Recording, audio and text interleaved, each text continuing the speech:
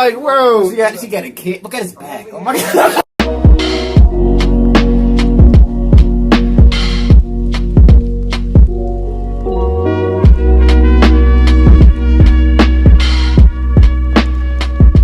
Yo, what's up, y'all? Welcome back to another reaction. This is why communism is a failed religion. Not a failed political entity, not a failed political identity, a failed religion. I know that they considered National Socialism almost like a religion, at least the version that was created in Germany, that like it was like, the Nazification of everything, the Aryan race. They were really into the cult type stuff, German paganism and stuff. They were trying to really take it back to like the medieval German times, like create like that medieval German structure within like a modern industrial setting, military setting, you know what I mean? Because that's what they were going to do with the East, turn the East into like slave states. Whatever Slavs were left after the genocides, they would have made them into slaves for the Germans that would colonize those lands in the East, Lebensraum, stuff like that. But that's not what we're getting into. Communism-wise, a failed religion. I've been trying to get a little bit more into like what communism is, trying to have like a better understanding of it. From the longest time, my history base has kind of been based around like the fascist parties. You know what I mean? Like Italy, Germany, Japan. Those are all the countries during that time that really piqued my interest. I'm starting to get into like more of like America's military industrial capabilities during that time. Like what was their politics, their policies, and all that. Britain. And it's all very interesting. World War II is a very special time. Not a very special time. It's a very crazy time. And there was just a lot to learn from what was going on at that point. But, this video is going to be interesting. This is What If Atheists wrote a 10K. Make sure you check out the 412 show and LB Gaming. On an airplane flight with my manager, Merrick, the guy who runs the Iron Channel, and we were both comparing our maps, since we both make maps in our free time. An interesting thing is that we both marked the Iron Curtain, or the Soviet bloc, as a completely different color from all the societies that went before it. The point that we both came to independently was, although, say, the Soviets or Maoists had a lot in common with the Tsars or the Mandarins who came before, communism posited a vastly different social model, and is in fact the largest attempt at complete social change that we have ever seen in human history. Communism is the largest experiment ever in human history, an attempt to build an entirely new civilization upon different philosophic, economic, or social principles. I make videos about civilizations, such as Western, Indian, Chinese, or the ancient Greco-Roman, and through that I try to figure out what makes them special, what their strengths and weaknesses are, and how they came into being. I started writing this video as an attempt to understand communist civilization, which briefly ruled 1/3 of the human race in the middle of the 20th century. I didn't succeed at that, and what this video inevitably turned into was an explanation for why communism failed as a civilization and was never able to entrench itself fully, and really explaining the theology and the sociology of how communism operates as a religion, Jesus, and from that, what its failures were that prevented it from becoming a long-form civilization. I'm trying to find Even stuff though like communism is burnt Hang up out in in my its room. original form, however, you can still see its children being some of the very most important players in the modern world. A problem I often see with philosophy is that it can become navel-gazing or intellectual masturbation that's intellectually disconnected from the actual physical evidence. This is a video to try to explain how communist societies have operated over history and how their philosophy influences what their actual impact on the Ethiopia was world a lot bigger is. back in 1980. Although I'm picking a topic I'm sure many of you already know a tremendous amount about, I can promise that this will not go into the direction you... It's a 50-minute video too, so we're likely gonna break this up into parts. If I do it, depending on how this video does, I'll react to it more. Marx lived and wrote in the middle of the 19th century and was a secularized Jew originally from Germany who immigrated to London for intellectual freedom. The environment he grew up in influenced his worldview in a very profound way that we're going to look into now. Life at that time was incredibly brutal. The whole world was experiencing acute overpopulation, and so that meant human life was very cheap. Working 12-hour days, 6 days a week, was often the norm. Jesus. There are stories of wealthy social reformers trying to push for an 8-hour workday in this time period, followed by riots by the workers, since they would starve if they worked those 4 less hours.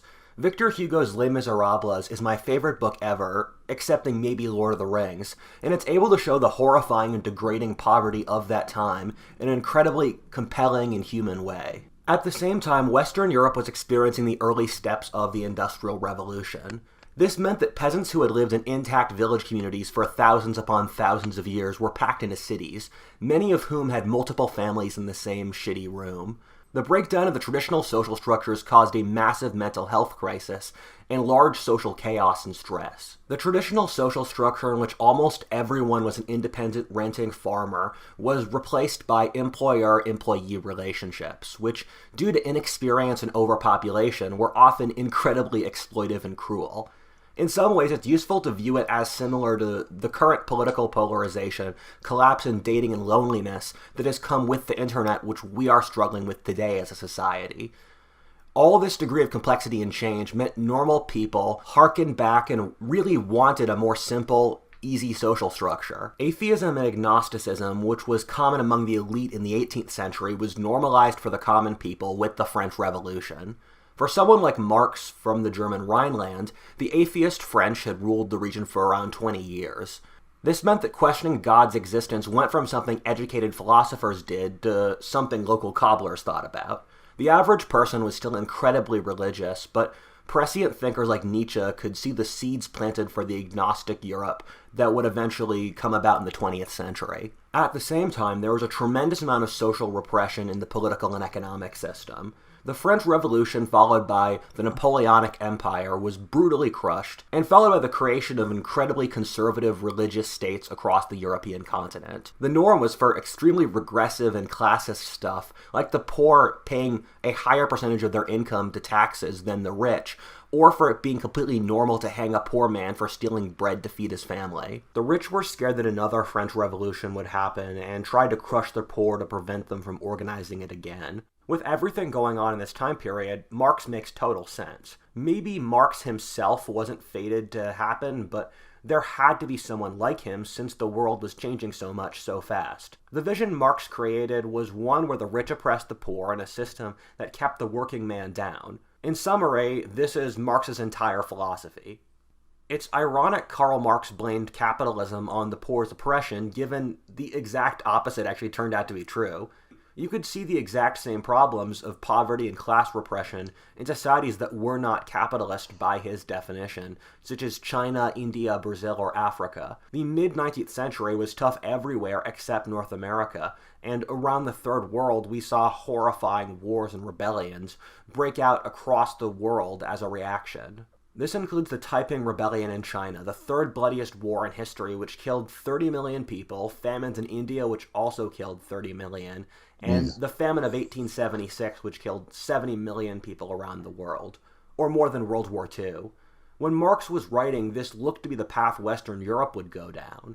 However, the irony is that the exact opposite happened. Western Europe for the 150 years after Marx saw extremely rapid growth in standard of living and social mobility.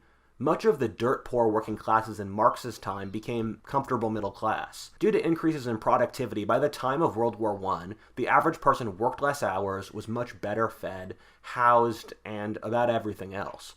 This was also part of the reason for why there was such profound patriotism around World War I, because people were proud of the progress their societies had made.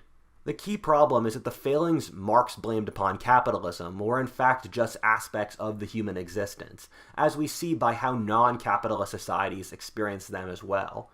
However, the great irony is that capitalist societies were the only ones able to escape this trap, since capitalism allowed enough social mobility and technological progress.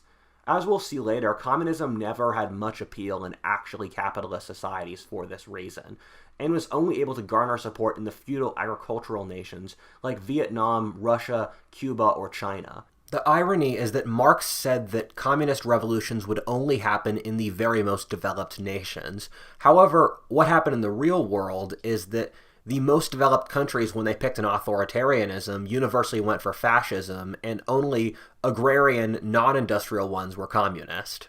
Keep this in mind for the rest of the video, but one of communism's most insidious and telling aspects is its conflation of capitalism with things normal for human existence. The final part of Marx's identity was that he is a secularized Jew. In a lot of ways, being a secularized Jew was a pretty difficult place to be, because all the Gentile Christian societies rejected the views and it oppressed them for thousands of years across Europe. However, the Jews were able to build a very intact social community, and once you left that by denouncing religion, you were stuck between a rock and a hard place between the outside society that did not view you as part of them, but also the Jews who also rejected you. If you look at secular Jews across history, they often push an incredibly nihilistic view of the world, in which they don't believe that life has any meaning. They don't believe that the nation or social communities have any positive good attached to them.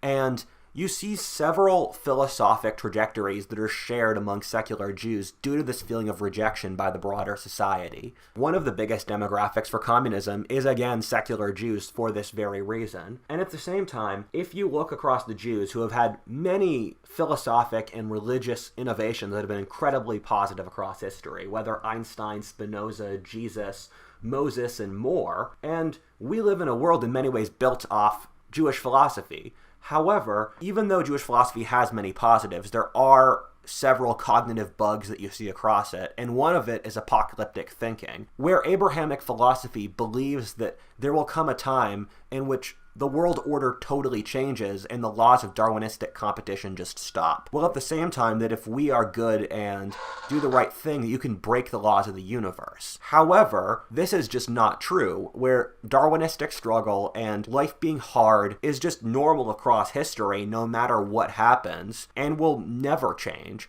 However, Marxism is in many ways an apocalyptic philosophy, in that it thinks that there will come a point where the working classes drive out the rich, and then we live in a utopia forever. I don't know, man. It's weird that you're starting to see like a lot of people lean more towards the communist aspects in our society. Even I think they just like they're completely ignorant of like just like its wide-reaching effects. Restriction of rights, pretty much. They pretty much just see like the open social experiment, like, oh, everyone's equal. There's equal grounding for everyone. You know, there's no difference between a doctor and the guy who's working at the fryer, you know, flipping burgers and stuff like that. Yeah, very interesting video. Appreciate that like button, subscribe, and share, man. Road to 10K. Really appreciate it. I'll see you next time. Peace.